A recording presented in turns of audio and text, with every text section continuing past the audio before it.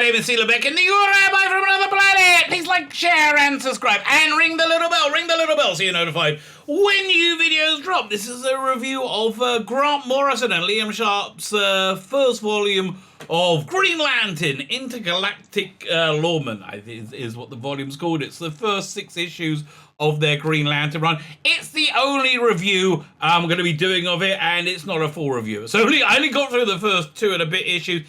It's not very good, in my opinion. I guess, well, I'm the reviewer, so I get to decide if I think it's very good. I don't think it's very good, which is kind of surprising me, because I really like Grant Morrison. He's got a great track record of a lot of books. I really like Liam Sharp. I followed his career, you know, all the way through, and I'm like, and I don't really know much about Green Lantern. I know in passing, roughly. I mean, I think the best Green Lantern I ever read was they did this thing called, was it Saturday Comics, about 5-10 years ago. It was great. It was like this large sheet that on newsprint. It was a very good run. I read, so that I liked. I know roughly who he is, but I'm like interested in Grant Morrison's take on it.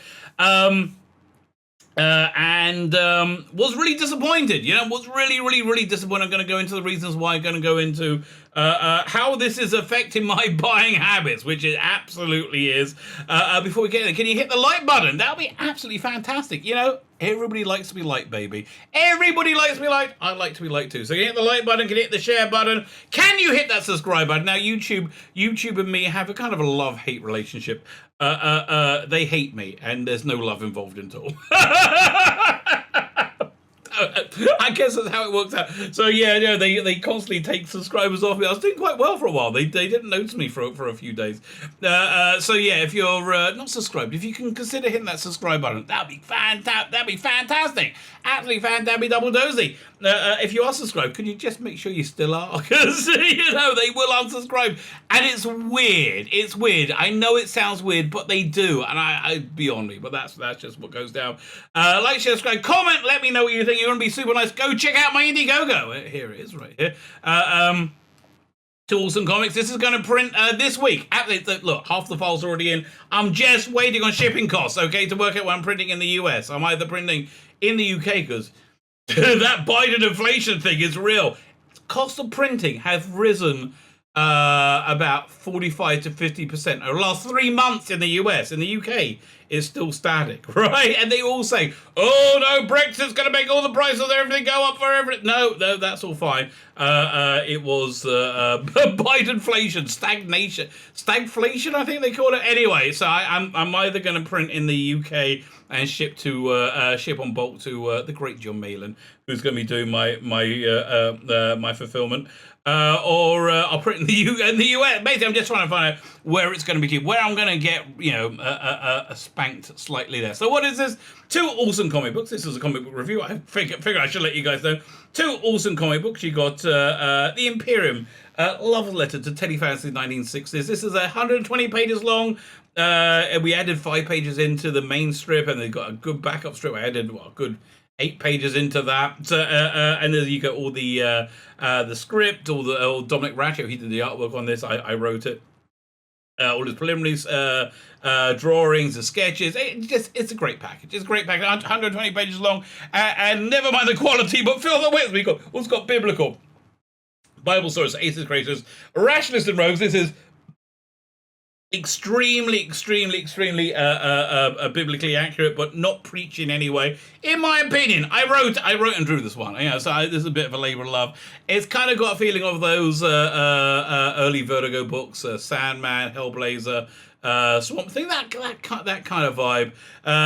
So this is 240 pages long. Again, never mind the quality, feel the width. You get a bunch of extras. You get this poster, Noble Savages, the lovely Leela from Doctor Who, and Raquel Welch from 1 Million Years DC with H.G. Wells' Time Machine and K9. Why are they together? Why you even ask me, baby? Why? And you get For the Male Gaze cards, a bunch of postcards based on, let's be honest, my 12-year-old masturbatory fantasies. And they still, we tell you, 40 odd years later, still working a treat. A bit of Judge Anderson there, a bit of Space 1999, bit of Star Trek, bit of Star Wars, and then, I'm giving you guys another poster as well. If you go get both books, you get a bunch of extras. There's Bohemian Time and Space. The Eyes Have It. and great balls of fire. Also, do I have this? I don't even have this one. And then this is something you might want to grab hold, because this is actually this is quite cool. You can get a a drawing by Dominic. That's at the $80 level. I wanted to have something that you could, like, some original piece of art, but you want to go crazy. $150. He will draw you. These are all like trading card size. I mean, go check it out. You can see it and do it, but he will draw these just incredible things for you. And if you want to make it crazy, at $100, he'll make it 3D. He'll add in like lights and just all kinds of stuff. This is good. Again, go check it out. And then there's the artwork. We've still got quite a few pages left. If anybody would like that, so there you go. Go check it out. Thank you very much. I do very much appreciate that. Fine. Let's have a look at this book. There again, big fan of Grant Morrison, right? I liked. I'm a fan of Grant Morrison's non-superhero stuff. So people loved his Justice League. I tried reading one of them and I was like, it's okay. It wasn't really for me. Like, I wasn't really into that time. I loved the Invisibles. I absolutely adored the Invisibles. I like the Filth. I like a lot his work he does. Zenith, there's which is technically superhero one, but American superhero. So I'm like. And I like his take on things. I think he's got a very very intelligent mind and a very interesting way of looking at things. And Liam Sharp also excellent. But I want to zoom in on this artwork because it's really. This is the cover for the trade. It's also the cover for the first issue. But I love where is it? I love this little dot work, these circles he does, for the space scenes. So I was really psyched about this. I was like, oh man, because I love science fiction, right? I'm really, really, really into science fiction.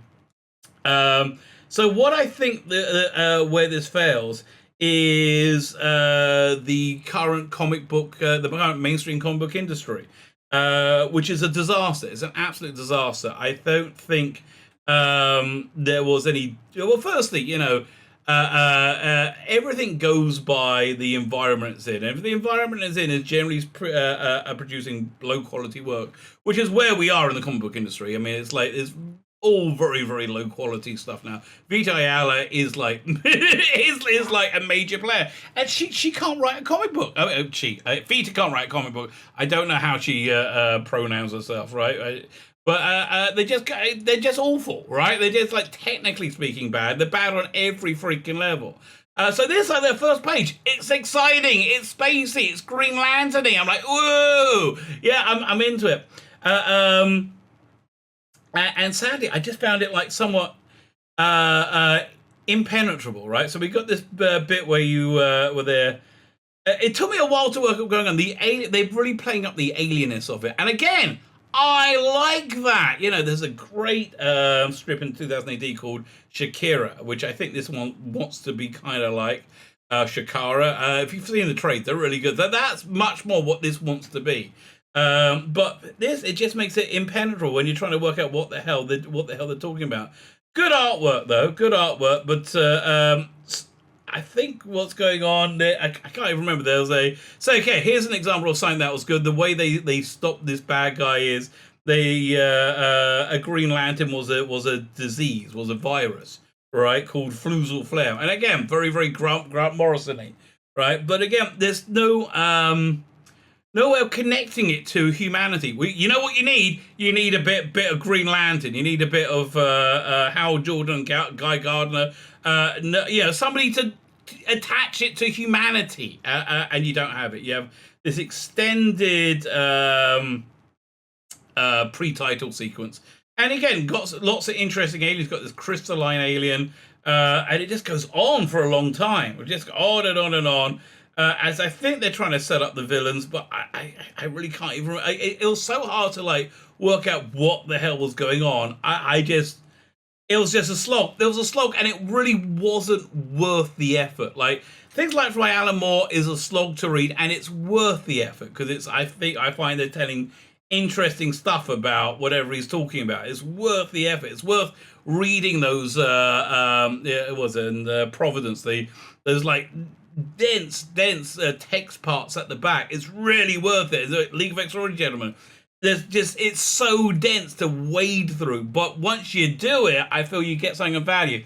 Here it's just like I think he's just being a jobbing writer. So I think this is the only 2-page spread, and again, it's just so disconnected from what I imagine Green Lantern to be, which wouldn't be bad if it was good, but it's not. So it's not. Yeah, I don't want to tell you. So Hal Jordan's apparently a bum now. He can't hold a job down. He can't do anything. I don't know who his girlfriend is or his wife is, but they have sex. Okay, that's nice. And he's just like bumming around, and like these alien entities come and attack him. It's just like he's not a character I'm really that interested in, right? And it's a story that I'm not that interested in. And he finds a dying Green Lantern. So they'll getting into the continuity. He doesn't have his lantern anymore, so this other Green Lantern gives him his lantern so he could recharge it. And you're like, okay, finally, we're going to get a bit of Green Lantern daring do, right? We're going to, after all the setup, it's going to start to come together. No. It's still reasonably impenetrable with the action taking place kind of quickly, right? Kind of quickly. And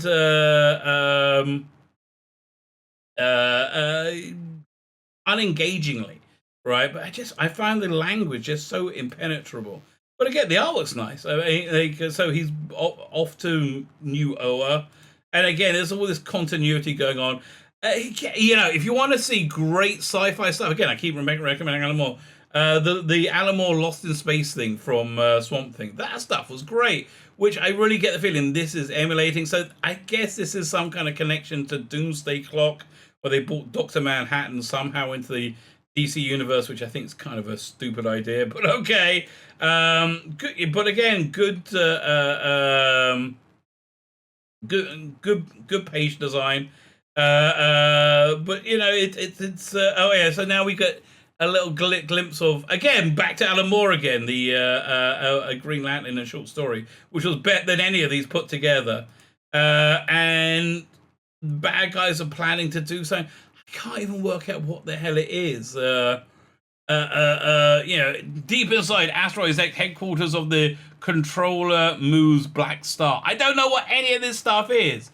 But the dialogue is just so hard to get through. We have successfully retrieved 2 of the 5 components necessary for the construction of the ultimate asset. This is only the beginning. We have the luck dial. Now as promised you, the antimatter lantern is within our grasp. Okay. I don't know who this person is. I don't know what they're doing. This what's the name again? The Mark Strong in the Green Lantern movie, and then coming to a Green Lantern. So stuff that they're looking forward to.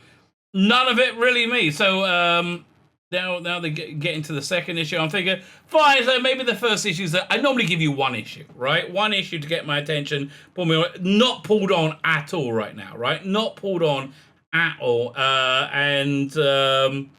I figure I'll get the. Firstly, I bought the trade, so I'm plowing through it. And so there's just more of the impenetrable shame. So we meet this Green Lantern that isn't a green, it's the F-sharp bell. Again, this is from an Alan Moore short story where they found a Green Lantern where there wasn't any light. So they couldn't make a Green Lantern, so they made an F-sharp bell instead. Because it was working in his language. But now it gets very, very confused, very, very weird. I don't mind it weird, but here's the thing. This is what I think is going on. I think that the person editing it didn't really understand it and is used to not understanding things. And when they don't understand things, they think it's good and clever. No, this thing is just bad, right? It's it's just badly written. Well, not even badly written. It needs a good editor. It really needs a good editor to say yes, no to these things. And it doesn't have this. And we got lots of like funky aliens. We got like this one with a mushroom cloud head. But here, like, yeah, I'm going to read you some of the dialogue again. And you get it's all like this. By the prime time, I failed the community. By the prime time, I have failed the community. I have failed my duty as an F-sharp bell, tall face. for the first time. Well, no, actually, there was that one time with the Bang Bang and the River Rubies. Okay, a little bit like this, but constantly, it just goes on and on and on and on and on.